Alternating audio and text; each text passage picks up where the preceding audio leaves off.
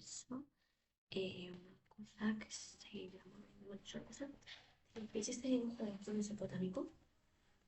Es un templo mesopotámico. Y lo dibujo todo yo, ya la voy a hacer a pensar y como me pinto, me paso, me dibujo, a ver qué puedo dar a mi proceso, no sé, pero van a ver ese proceso, que no va a dar el proceso que